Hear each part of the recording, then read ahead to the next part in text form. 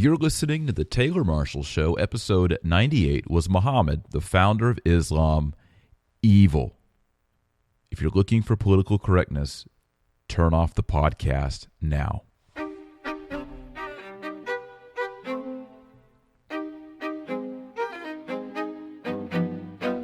Howdy, and thank you for tuning into the Taylor Marshall Show. This is the podcast for everyone who wants to create daily habits and learn enough theology to take their faith to the next level. And today we go back to our original format before we did the Book of Revelation series, where we have our tip of the week, proverb of the week, etc. And we tackle the question, was Muhammad evil?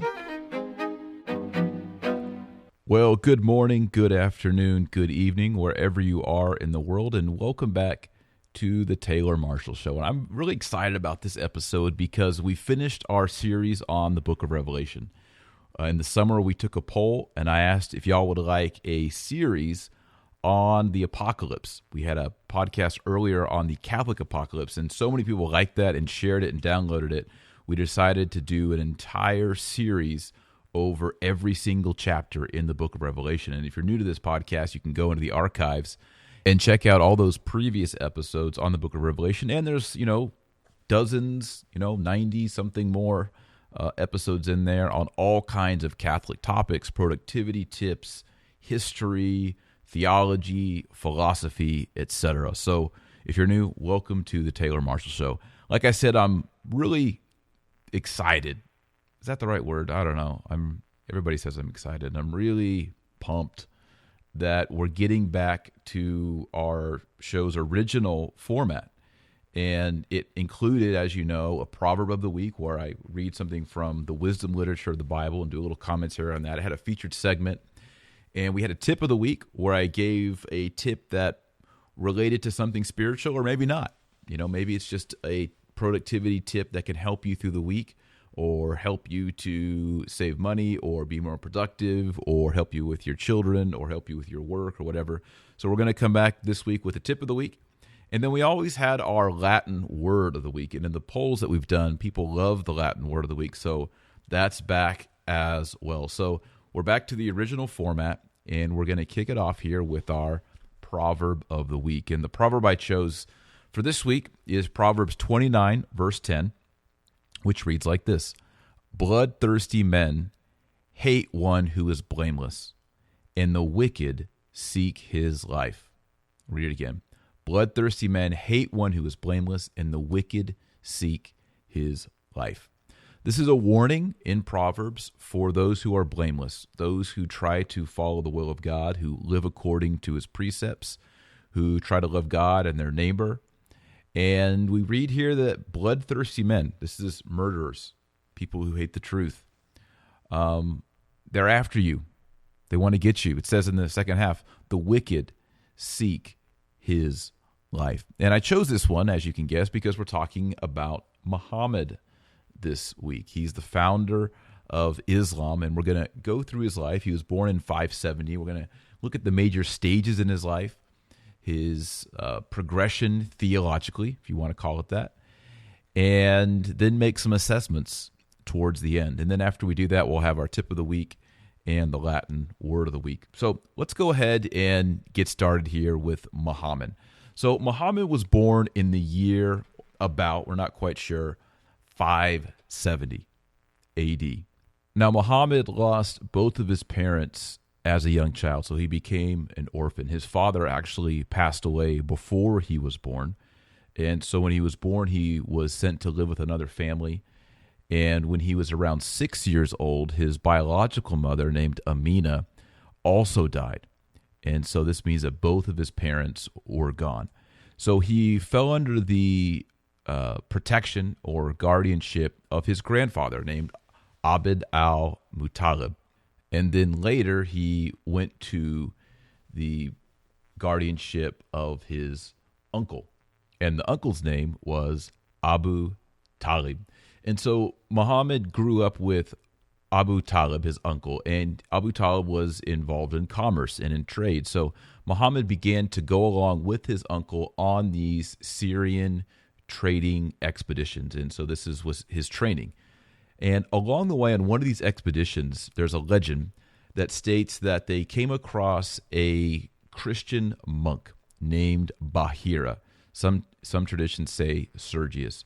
But Bahira, according to Islamic sources, had a non-corrupted version of the Gospels, because Muslims believe that our Matthew, Mark, Luke, and John are corrupted, that he had one of these uncorrupted versions, and that he had read in there about the coming of a prophet, and he recognized that this young boy who was in this caravan was in fact the prophet foretold by the so-called unadulterated Gospels. And so he recited a prophecy over the young man that he would in fact be a prophet and apostle of God. And then he warned the young man's uncle, Abu Talib, to protect the young man from the Jews and from the Christians, because they would one day begin to persecute him. So that's the background of Muhammad's life. And around the year 595, so Muhammad's about 25 years old, he meets his wife. Now, she's quite a bit older than Muhammad. She's kind of the Arabian cougar. Her name is Khadija. She was wealthy. She was a widow. She'd been previously married. Again, she's about 40 years old. And she actually goes to Muhammad and says, will you marry me? So she proposes to Muhammad. Again, he's 25. She's 40 years old. Muhammad says yes. And the two are married. And all the sources say they had a happy marriage. Now, be mindful here that Muhammad was married to 13 wives, and that doesn't necessarily refer to concubines or women prisoners of war. These are 13 wives that he had. So Khadija is the first one. She's older, and she's in many ways is Muhammad's mentor. We see later when Muhammad begins to have visions, it's this first wife who encourages him to take up the mantle of a prophet, to say that he is a prophet. So she guides him in his career of being a false prophet. So let's see what happens here. Here's the words of Muhammad as he recounts what happened to him when he was in a cave. He was on a religious retreat, and it seems that before this, Muhammad is a mix of like a Nestorian or a heretical Christian with Jewish influences. He doesn't seem to be a polytheist as most Arabs were. So he's a religious man. His religion is sort of a syncretistic Judeo-Christian worldview. He's having a retreat in this cave, and here's what happens. According to him, the archangel Gabriel comes and, quote, while I was asleep, this is Muhammad recounting, while I was asleep with a coverlet of brocade whereon was some writing, he said, read. I said, what shall I read? He pressed me with it so tightly that I thought it was death. Then he let me go and said, read. I said, what shall I read? He pressed me with it again so that I thought it was death. Then he let me go and said, read. I said, what shall I read? He pressed me with it the third time so that I thought it was death and said, read. I said, what then shall I read? And this I said only to deliver myself from him, lest he should do the same thing to me again. He said, read, in the name of thy Lord who created man of blood coagulated. Read, thy Lord is the most beneficent, who taught by the pen, taught that which they knew not unto men. So I read it, and he departed from me. And I awoke from my sleep, and it was as though these words were written on my heart. So Muhammad has this experience where there is this creature, this angel of light. He claims it's Gabriel. Christians say it was not the archangel Gabriel, but rather it was the devil, Satan himself, appearing as an angel of light, as St. Paul says. St. Paul says that sometimes the devil appears to us as an angel of light. That's why we always should discern the spirits. So he wakes up and he is terrified and he's worried about what has just happened to him. And he believes that he has encountered a demon, and he even becomes suicidal. But his wife, Khadija, and her cousin convince him that he is in fact a prophet and that he met the angel Gabriel. The angel Gabriel is the one, you'll remember, who came to the Virgin Mary and announced that she was going to be the mother of Messiah. The angel Gabriel also came to Elizabeth and Zechariah, telling them that they would conceive and give birth to John the Baptist. So Gabriel, they know from a Christian tradition, and of course Gabriel's in the book of Daniel, but Khadijah, through a Christian influence, knows that Gabriel is the angel of annunciation, proclamation. And so she tells Muhammad that no, Gabriel from the Christian Gospels has come to visit you and has appointed you to be a prophet. So for the next 12 years, Muhammad and his older wife, Khadijah, run I guess it's like a school. They found the religion, and Muhammad prophesies, and he teaches, and it's pretty much a private affair, but it gains more and more attraction, more and more converts, and they're living in Mecca. And the people of Mecca, called Meccans, they're Arabs, and they are polytheistic, so they worship many gods, just like the Greeks and the Romans. They have a god for the storm, and a god for the crops, and a god for the waters, and so on and so forth. They do not accept Muhammad's teaching for the most part. They're polytheistic, and Muhammad is teaching one God, Allah. Now, the word Allah, a lot of Christians have a problem with it because they think of Allah as being like a pagan god. But in fact, Christians in Arabia, back then, before Muhammad was even born, were using the word Allah as God. So they would refer to Jesus Christ as the Son of Allah. This is before Muhammad was even born. And even to this day, there are Middle Eastern Christians who refer to God as Allah. And they didn't take that from Islam. Islam took that from the Christians. And as we'll see later, Christians at this time, for example, St. John of Damascus, who's a doctor of the church, says that Islam is a heresy. It's a Christian heresy. And you can see right here with Muhammad and his wife, they're taking elements of Christianity and they are corrupting it. So in the year 622, Muhammad and his wife need to move, and his followers. They're being persecuted by the polytheistic, pagan Meccans, those in Mecca. And so they decide to move 300 miles north to another city called Medina. And in Medina, Muhammad is extremely successful. He already has an inner circle around him. And here's where Islam becomes a political community, a political entity with Muhammad at the top. And so Muhammad, as a temporal ruler, begins a series of raids against the trade caravans going to Mecca. Now, Mecca is his enemy. The Meccans have rejected him, and so he's striking back, and he is raiding their caravans. He's stealing their goods, right? This is kind of like piracy, not on the high seas, but piracy in the desert. And so he and his companions who follow him and believe that he's a prophet, of course, he has a direct line to God, so he claims, are raiding the Meccans. Now, the Meccans begin to strike back. They start to have more and more guards set on their caravans because this is hurting them financially, that they're losing their goods. This is a major trade route.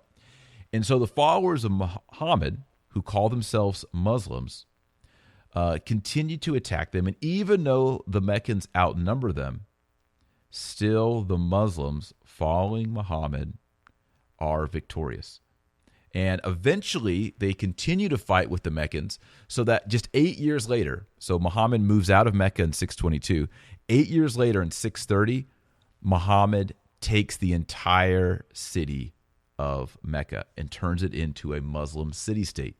So now he has Medina and he has Mecca. And this is why, by the way, Mecca is the central hub of Islam. It's the original place where Islam started, where Muhammad was, and it's where he returns victorious over his enemies. We should pause here and just say a little something about the violence.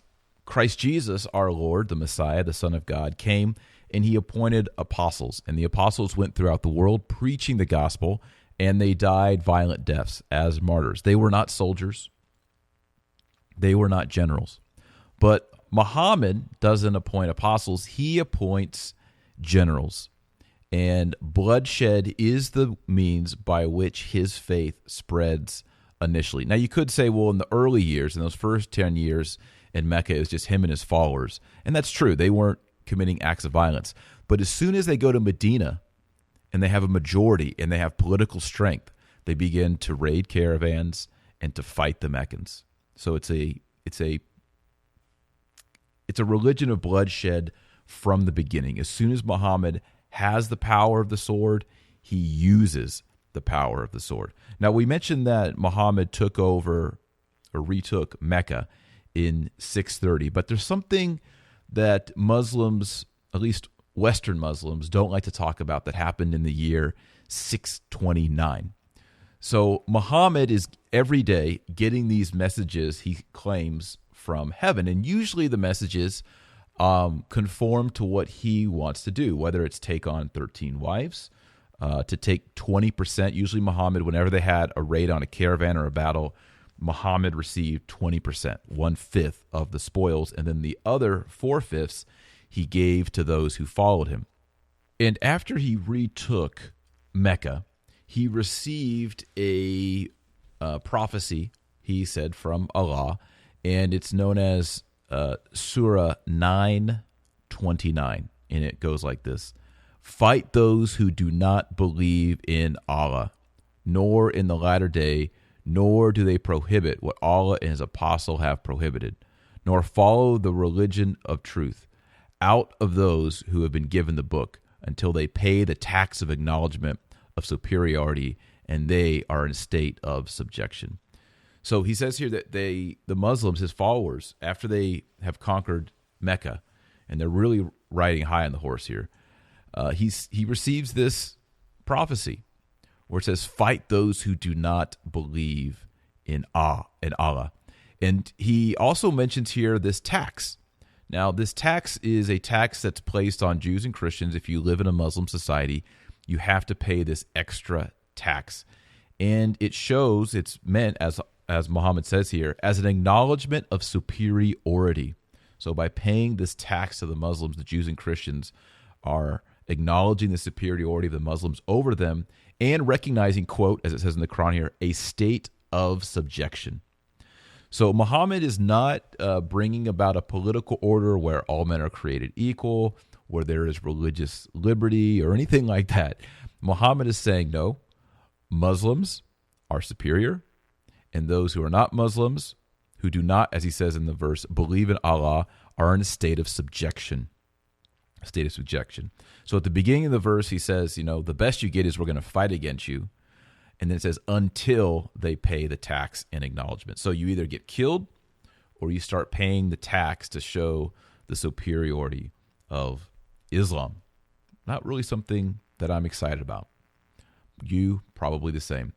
Now, Muhammad, as he has power, he's essentially he is a monarch. He is a king who is also a prophet. So think of if you could take a prophet from the Old Testament and make him into a pope, and then also make him into a medieval king. And there is no Magna Carta or anything like that regulating Muhammad. All the directives come straight from God, but they go straight from God, according to Muhammad, and straight into Muhammad's mind.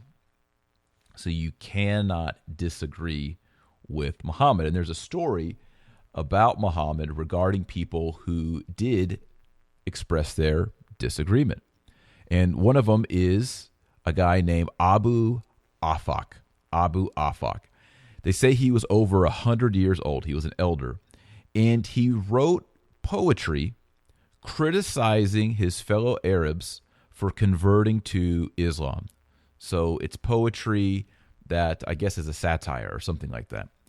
And Muhammad, when he learned of this, he demanded that Abu Afak be killed. And so Abu Afak was killed. He was dead. Then there was a woman named Asma.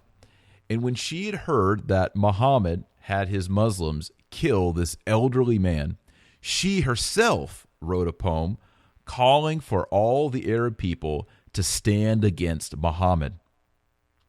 And here's what happened next. Quote, when the apostle, and the apostle here is meant to be Muhammad, when the apostle, Muhammad, heard what she had said, he said, who will rid me of Marwan's daughter? Umar bin Adi al-Khatmi, who was with him, heard him, and that very night he went to her house and he killed her. In the morning he came to the apostle and told him what he had done, and he said, you have helped God and his apostle, O Umar. When he asked if he would have to bear any evil consequences, the apostle Muhammad said, 2 goats won't butt their heads about her.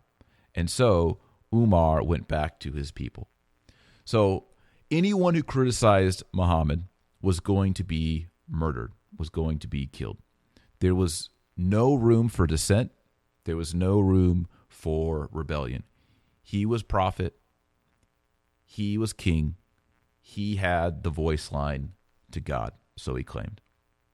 Now, Muslims also don't like to, especially if they say, well, I'm a moderate Muslim, I'm a peaceful Muslim.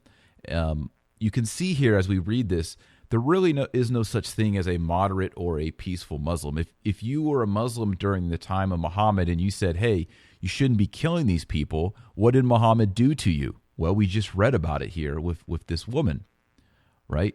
She criticized Muhammad's people killing his enemies, and what happened to her? She got killed. So technically, if you were a moderate Muslim in the time of Muhammad, Muhammad would have ordered you to be killed. If you had said, hey, these Muslims should not be killing people, Muhammad would not have accepted that. He would have ordered your own death. We can really see the problem here. And you can see that I'm not being politically correct. I'm not pulling any punches, right? We're just looking at the history. We're looking at the text. Another episode that contemporary modern Muslims or moderate Muslims don't like to talk about is the Jews of Karaca. So the Jews of Karaca resisted Muhammad. Muhammad was trying to take them over. And so when negotiations failed, Muhammad took his armies, he surrounded their community, he besieged them for 25 nights until they were so hungry and thirsty that they surrendered to Muhammad. So the apostle confined them, and then he went out into the market, which is in Medina, and he dug pits. The pits were to capture the heads. And then he sent for all the men, all the Jewish men of Karaca, and he had their heads cut off, and into the trenches they went. And there were 600 to 700 in total who were put to death. Maybe it was closer to 1,000. In history, when it comes to numbers, we don't ever know. And then, and by the way, every single male was killed. And that includes anyone who is above adolescence. So if you're a young man and you've started puberty, you're dead. If you're below puberty, guess what? You get to become a slave for the Muslims. And then Muhammad took all the women and all the children and then all the goods of the Jewish people, and he divided it again against the Muslims. And of course, Muhammad took his 20%. Okay, so there it is. This is violence. This is not respectful of persons. This is not religious liberty. This is not peacefully like the apostles going into a town and preaching the gospel of Jesus Christ. And if people don't like it, what did Peter and Paul do? They went to the next town. They didn't get all of their baptized followers and go back and kill everybody. That never happened, in the time of Christ. It never happened in the early church. It never happened with the apostles. What we see in Islam is something radically different than Christianity. I want to close here with some thoughts, some evidence about Muhammad's sexuality. So if you're listening with a child, you might want to skip this part and come back to it later. But Muhammad, as they raided the caravans and as they raided these towns, they captured women. They would kill men and they would capture the women. And so there was a question amongst Muslim men is, what is the right thing to do with these women? Their husbands are now dead. they're widowed, or they've been captured. Maybe their husbands are alive somewhere. But what would Allah tell you, Muhammad, about these women? Because we've been out in the desert for a long time, and we haven't seen many women, and there's maybe some beautiful women now in the ranks who have been captured. What can we do? So Muhammad hears from Allah, and there are several verses in the Quran. There is Surah 4:24, 23, Surah 23, Surah 33, verse 50, Surah 70, verses 22 through 30. But the important one is 4:24, and there it reads that these men can possess, they can have sexual intercourse with these women whom their, quote, right hand possesses. So if they take these women in war, in battle, they capture them, so these women are spoils of war, they can have sexual intercourse with them. And we've seen this recently with the Islamic State, with ISIS. ISIS recently released a pamphlet explaining to their soldiers how they can take these women captives and have relations with them. So, for example, this, I'm quoting from their pamphlet. Again, this is not the Quran, this is ISIS. But it reads, unbelieving women who were captured and brought into the abode of Islam are permissible to us. So it makes a distinction here. If the women are not Muslims, they can be raped. The ISIS pamphlet goes on to say, Allah the Almighty has said, successful are the believers who guard their chastity, except from their wives or the captives and slaves that their right hand possess. And there you can see the reference there to the Quran. For they are free from blame. Now, it also says, if she is a virgin, her master can have intercourse with her immediately after taking possession of her. However, if she is not a virgin, her uterus must be purified. And then it also goes on to explain how these women who have been captured can be beaten. And then it also talks about what should happen to these women, sex slaves, if they should run away. So this is the strict reading of what's going on here in the Quran. These women are being captured, and these women are being abused for sex. And it comes all the way back to Muhammad himself. There's something even more vile and more disgusting, because in the Quran at 65 verse 4, it talks about divorce. And it says that if a Muslim man divorces a girl who has not yet reached puberty, he must wait at least 3 months to make sure that she isn't pregnant. So if the Quran is allowing rules for divorce of prepubescent girls, it's also allowing for the marriage and sexual relations with prepubescent girls. It's disgusting. It's awful. This is not a good religion, and is not written by a man who is good. And if we return our gaze back to Muhammad, we see that he himself was a pedophile. And you may have heard of this before, but it goes back to one of his wives. They say his favorite wife. Her name was Aisha. Now, Aisha was 6 years old when she married Muhammad. And Muhammad, it said, waited 3 years before he consummated this marriage with her. She was 6 years old. This is from the Sunni Hadith sources. So these are affirmed by the Sunni Muslims, which is the majority of Muslims. Aisha was 6, maybe 7 years old. Here it is from the Hadith sources. This is from Sahih al-Bukhari, 7 verse 7:62-64. Aisha narrated that the Prophet married her when she was 6 years old, and he consummated his marriage when she was 9 years old. And then she remained with him for 9 years, because 9 years later is when Muhammad died. So there it is in the Sunni Hadith sources. This is the tradition. This is the earliest testimony. This is gross. This is bad. There's even, records of Aisha playing with her dolls as she is a spouse of Muhammad. Clearly, Muhammad is a pervert. He can have any woman he wants. He is Muhammad, right? He is in charge of the growing movement, the Muslim movement. And yet he has this little girl towards the end of his life. I mean, Muhammad was in his 50s, and he's consummated a quote unquote marriage with a 9-year-old girl. 9 years old. I think you can see here, make your own judgment. Is Muhammad evil? Is he a man given to bloodshed? Is he a man given to sexual perversity? Is he a man who used the name of God to justify violence and used his so-called role as a prophet of God to allow men to capture women, to rape women? Yes, it's all there. The verdict is Muhammad is evil. Now, what does that mean for Christians, for Catholics? Well, first of all, it means we need to pray for Muslims, and we need to begin evangelization.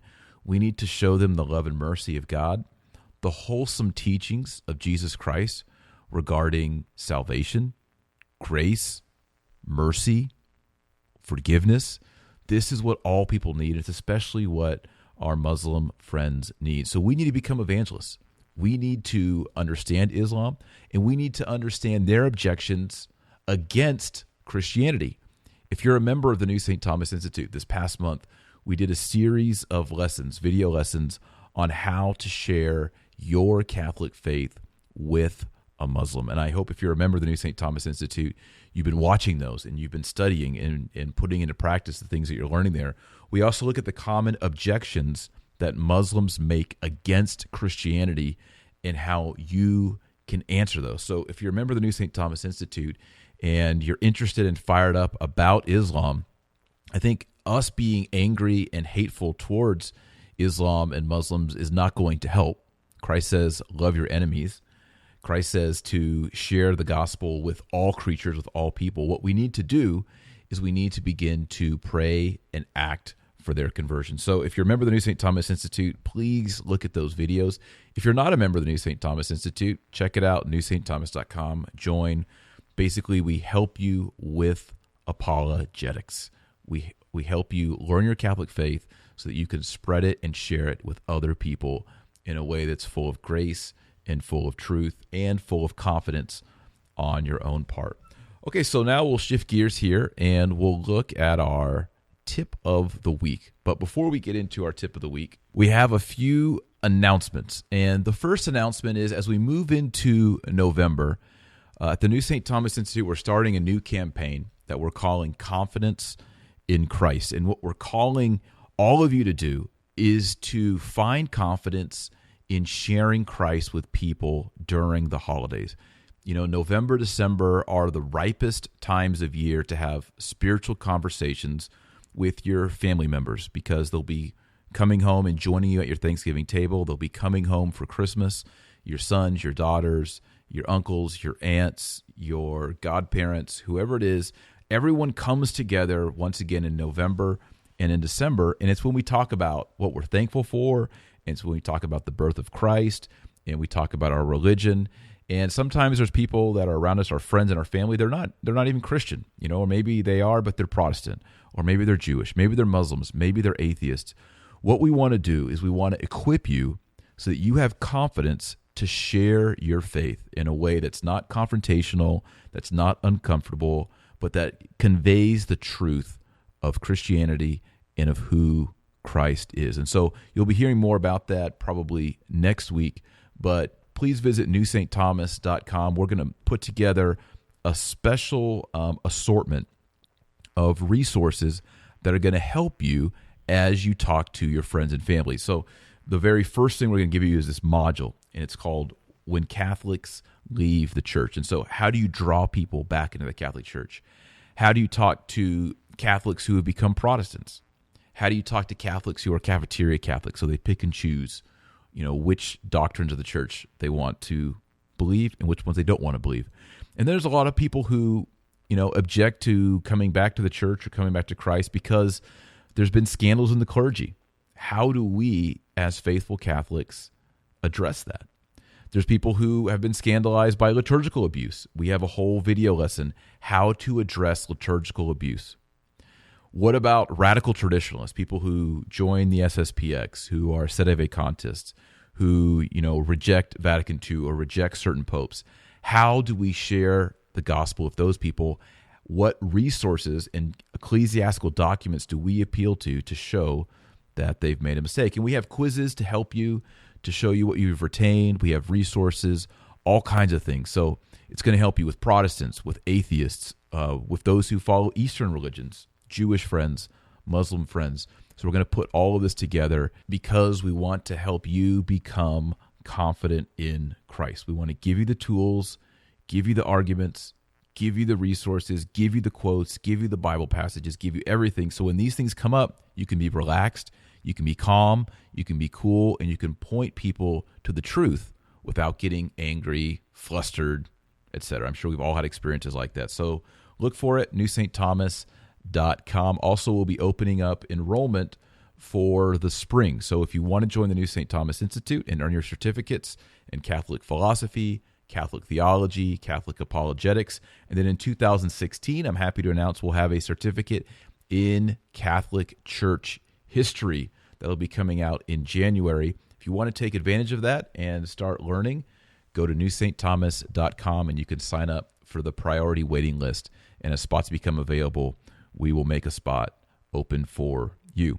Okay, also, one little plug here, my novel from last year, Sword and Serpent. It's a story about St. George and the dragon, except there's a little bit of a twist on the dragon. I would encourage you, if you haven't read it, we're getting close here to Christmas, and the book is written historically around Christmas in the year AD 299. So if you want a good Catholic fiction novel, something to read during the holidays, or you want to get a good Catholic fictional book for a young person especially, I would encourage you to check out my book, Sword and Serpent. It's highly rated. It's a bestseller, a number one bestseller on Amazon. It was a number one bestseller last year, and about a month ago it became a number one bestseller again. So thank you, all of you who have purchased it on Kindle and in paperback. And if you go to Amazon.com and search Taylor Marshall, my name, and Sword and Serpent, you can get a copy either in Kindle or in print. And I would thank you for doing that. And most of all, I hope you enjoy the book. So now let's look at our tip of the week. The tip of the week is not something spiritual. It's just really practical. And if you're like me, you use a laptop. I've used a laptop exclusively since, 2009, 2010. I like it because I can travel with it. If I'm on a trip, I can bring all my work with me. If I'm on an airplane, I can use it. If I'm at a coffee shop, it just makes sense. But over the years, I've gotten a little bit older and my eyes are a little bit weaker. And I found that working on the laptop was causing me a lot of eye pain. And sometimes when I was writing all day long, I've written all of my books on laptops. My wife, Joy, looks at me and says, "Your eyes are really red. Have you been on the computer all day?" And so I realized, why torture my eyes? Why not get a monitor? And so I looked into, I use a MacBook Pro, and there's a little cradle you can get for your desk. And then I thought a monitor would be extremely expensive. In fact, I looked at the Thunderbolt monitors on Apple, and they're $1,000. And I'm not going to spend $1,000 for a monitor. So what I did is I went on Amazon, I started reading reviews, and you can get beautiful 27-inch, high definition monitors now for anywhere from $200 to $300. And so as I looked at it, I thought this is a win-win. I'm going to do it. So I purchased this large monitor. It's on my desk. I'm looking at it now, and it has made such a difference for eye strain. And so I'm going to encourage you, if you are someone who does a lot of work on the computer like I do, and you use a laptop, get yourself, if you don't already, I'm sure some of you are like, "Duh, Taylor, why didn't you get a monitor years ago?" Get yourself a big monitor because it makes all the difference. My eyes don't hurt as bad, and I can work on the computer without slouching. That's another thing, is when you're on a laptop, you kind of have to curve your body and cave it into the laptop. Your arms, your shoulders, your neck, your head, everything has to kind of squinch down for the keyboard and for the built-in monitor on the laptop. Now, with a larger monitor, I am more spread out. I sit upright. I don't have as much tightness in my chest or in my back. So that's a tip of the week. I hope it's helpful to you. If maybe you already have got an external monitor for your laptop, but if you haven't, I think the extra $200 to $300 to get yourself a high quality, big HD monitor for your laptop is an excellent investment. Maybe that's something you can ask for this coming Christmas. Okay, and now Latin word of the week. And it's like sometimes this week it's not a Latin word, it's a Greek word. But I just remembered that I get to do this. This is actually one of my favorite parts of the day. The shout outs. You, the listeners who leave the reviews and the comments. I love to read them, and there's some really good ones. There's actually 8 of them today. So a shout out goes to Scooterby. Thank you, Scooterby, for your awesome comment there about the book of Revelation. And Ancilla Domini, which is Latin for handmaiden of the Lord. Thank you so much, Ancilla, for your 5-star review. And Al Velasquez left a great review as well, and thank you so much for that, Al. Also, Carmen Anna, thank you so much for your 5-star review. J. Paul Fentonot, I hope I said that correct, J. Paul, thank you for your 5-star review. And Shay 484, thank you for your review on the Book of Revelation series. That was awesome to read. And I love this one here by someone named Horse Lover Livy. And Horse Lover Livy writes, "This podcast has become my new running buddy. This is the first podcast I've discovered that is both enjoyable and substantial. I love that the show is not only uplifting, but also challenging. I found it very encouraging and helpful. Dr. Marshall, thanks for all the work you put into the show. Praise God for the work he is doing through you and your family." So thank you so much, Horse Lover Livy. And then the ultimate shout out this week goes to the comment of the week, which was left by a lady named Cupcakes by Kara. So Kara wrote this, quote, "I discovered Taylor while listening to an interview he did with Jennifer Fulwiler on Sirius XM's Catholic channel. After hearing of his fondness of Thomas Aquinas, my favorite saint, and that he founded the New St. Thomas Institute, an online institute designed to educate those who hunger for a deeper knowledge of Catholic theology, I quickly looked up his website where I found his podcast. Every single podcast has been mind-blowing, to say the least. I was learning so much that I wanted more. I then found out that he was a fellow Aggie, which was a turning point for me to enroll in the New St. Thomas Institute. Needless to say, my life has changed dramatically, uncovering an immense affection and fervor for Catholic history, theology, apologetics, essentially the truth. Also, his holiness and passion for Catholicism is truly evident in his podcast. We are so blessed that he pours it out on all of us. Kara, class of '02, Gig'em Ags." Well, Kara, thanks so much. That made my day. Thanks for saying all those nice things. And I hope other people are also enjoying the podcast. And if they're in NSTI, the New St. Thomas Institute, that they are also growing like you in Catholic history, theology, apologetics, philosophy, etc. So our Latin word of the week, which I said is not really a Latin word, it's a Greek word this week, is Saraceni, or in Greek, Sarakenoi. It is the word that we get the English word from Saracen, which usually refers to a Muslim or to an Arab. And what does this word mean? Well, it comes from, it is a Latin word, Saraceni. It means a Saracen. But the Latins are taking it from Greek. And the Greek word Sarakenos is a compound of 2 words, and it's a word that was created by Christians. The first word is Sarah, which means Sarah, the name Sarah. Abraham was married to Sarah. And then Abraham had 2 children. Through his wife Sarah, he had Isaac, and Isaac went on to have Jacob, and all the Israelite people come through Sarah and Isaac. But Abraham also had a sinful union, a sexual relationship with his housekeeper, his servant, Hagar, and she gave birth to Abraham's son, Ishmael. And Ishmael went on to become the father of the Arabs. So Christians looked at the Muslims as those who were without Sarah. They were lacking Sarah. So kenos means without or pouring out or lacking, being without. So literally, Sarah kenos means without Sarah, lacking Sarah. So these are the people who were not born of Sarah and then Isaac and Jacob and so on and so forth, but rather they were born of Hagar.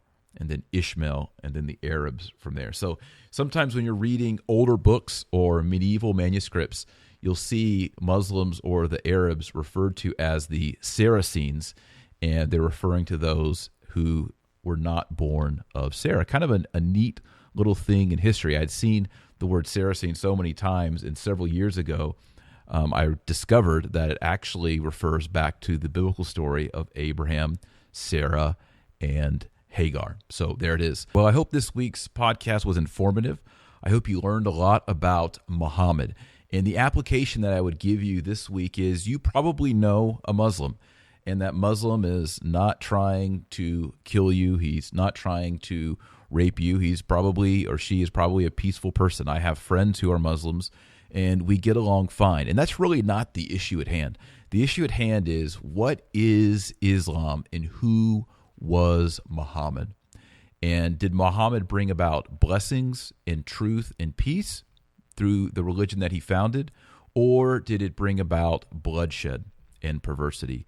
And I think it's pretty clear that while Muhammad did teach things like, taking care of widows, taking care of the poor, giving alms, fasting, prayer, monotheism, all things that we consider to be good, and we praise those things. However, when it's mixed with the drops of poison, with impurity, and with bloodshed, we need to take a step back. And so what we need to do is kindly and prayerfully help all people on earth, but especially Muslims, to find the love and mercy of being in a true and personal relationship with Jesus Christ, and knowing God not as a master, but knowing God as our Father. So with that in mind, remember that Jesus Christ has said that you are the light of the world and the salt of the earth. So go out there and be salty.